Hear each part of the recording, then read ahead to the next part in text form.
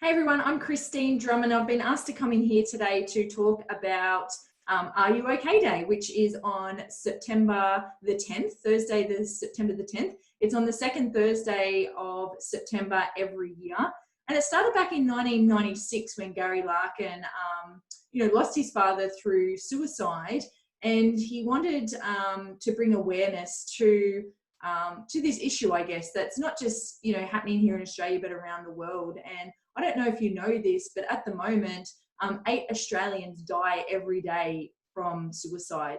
And that's double the road toll, how many people we lose through the road toll. So it's a massive issue. And Are You OK Day brings awareness to, really the issue at hand where we're feeling really disconnected. A lot of people are feeling alone. A lot of people are feeling very stressed and overwhelmed. And we're not taught how to deal with that a lot, especially growing up. So we want you guys to know that it's okay not to be okay. And, there are going to be times in your life where you're feeling isolated, alone, lost. Maybe you have a bad day. Maybe you're dealing with grief. The pressures of work, relationships, financial pressures. There's a lot of stress out there. And a lot of people feel like they have this expectation placed on them, that they have to live up to, the expectation of society or family.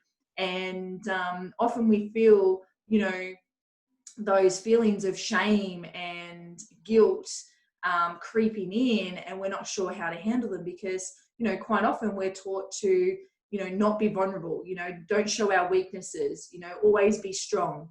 And I want you to know that we don't always have to be like that. You don't always have to be the strong person, I consider myself a lion, and usually a lot of people like lions, that we always seem like we're okay on the outside.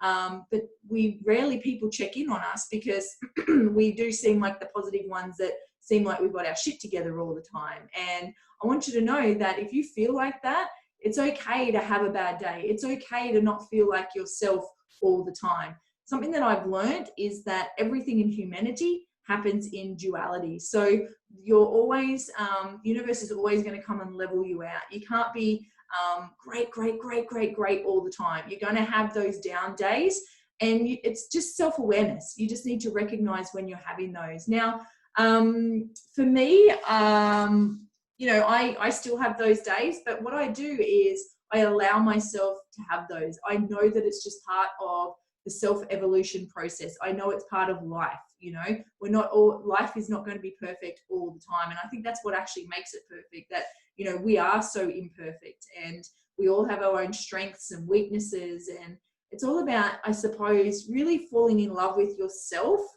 not just the good bits, but all aspects, the good, the messy, the ugly. Because if you're only loving the good bits of yourself, you're only loving half a person. And we want to make sure that you are wholeheartedly loving yourself. And my word for myself this year was forgiveness. I really feel like we aren't forgiving ourselves enough.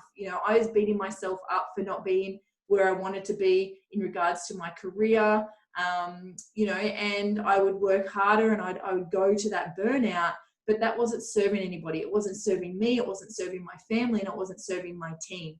So I want you to really be aware of, are you practicing self-forgiveness, or are you holding yourself accountable to something and beating yourself up to something that you've done like even years ago? I know that I did things that I wasn't proud of, and I was telling myself I was a bad person for years and years and years, until I chose to forgive myself and go, you know what? You've done it. You can't change the past. It's time to move on. So I don't know if this is resonating with any of you, but I think self-awareness and self-forgiveness is so important in this journey of, really getting to know who you are, what makes you tick, and, how you can get yourself out of these funks when you're in them. So I've got a few tips I want to share with you right now of what I do when I find myself in that place where I don't want to talk to anybody. I'm feeling, really down. not smiling, out of routine, you know, you can feel it. You can feel that you're just not yourself. You're out of alignment. So here's some tips that I use, and it's usually because I have stopped doing my daily routine as to why I'm feeling that way in the first place. So number one is get back to your daily routine. What are the things that you need to do each day to make you feel like you?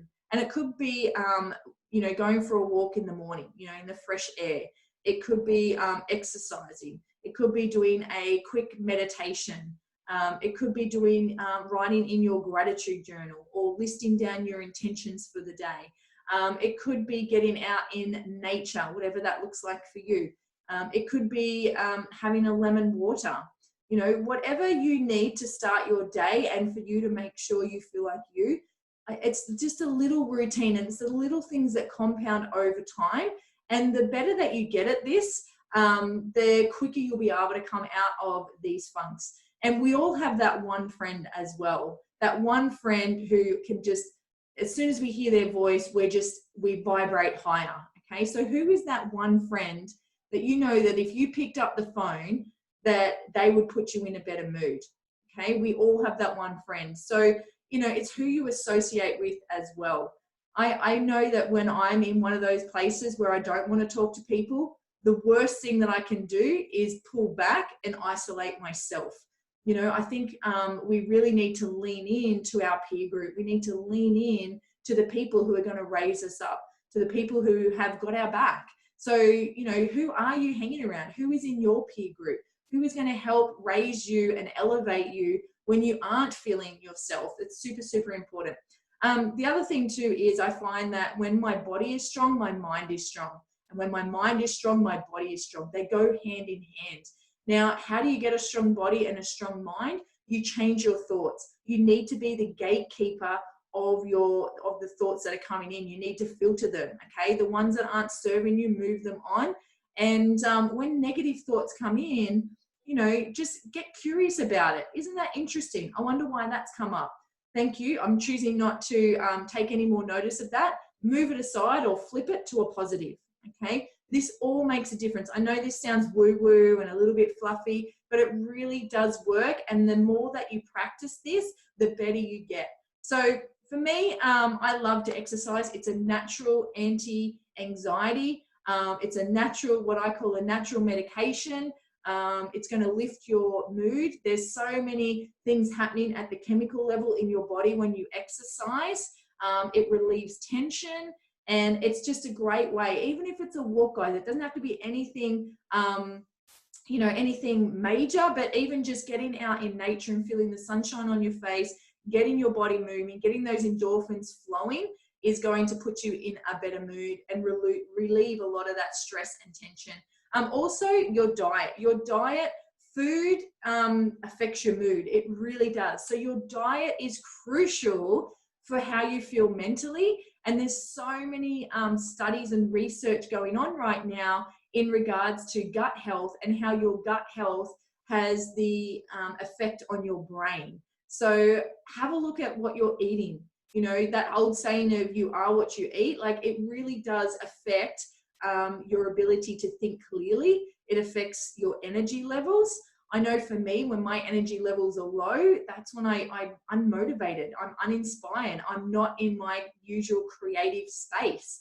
So even just changing your diet, even just changing your morning routine will make a massive difference to your mental health. So things like having a lemon water rather than a coffee first thing in the morning, you know, getting a good breakfast into you, whether that's a plant-based protein smoothie, something like that, or whether it's a healthy breakfast. You know, it all makes a difference. You want to feel clear, you want to feel clean and lean, and that's going to help with your mental clarity. And as I said, your creativity, the mood that you're feeling. You know, when you're feeling energized and alive and vital, you're going to have more of an impact. You're going to be a better mum. In my instance, you're going to be a better lover. You're going to be a better wife, husband. You're going to be better at your job. You're going to be more productive. You're going to be less sick as well. So your diet has a major effect. If you think that you can get through life having a bad diet, and feeling amazing, then I'm here to tell you that that is a myth. So we want to make sure that you are ticking off as many of these as you can through your day. So just to recap, you know, diet plays a big role in your mental health.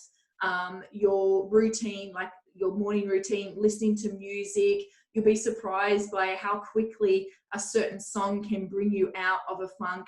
Even if you just get a little bit crazy and start dancing, move your body, you know, exercise, jump on a bike, do something like even just skipping or dancing. You can't be in a bad mood when you skip or dance or rollerblade. You know, meditation is amazing for just quieting the mind and quieting that noise. Quite often there's so many distractions out there that are trying to steal our focus. So I find meditation just really brings me back to center and allows me to get really clear about what I want for my day, for my week, and for my future. Breath work as well. You can do breath work anywhere. So that's been really helpful.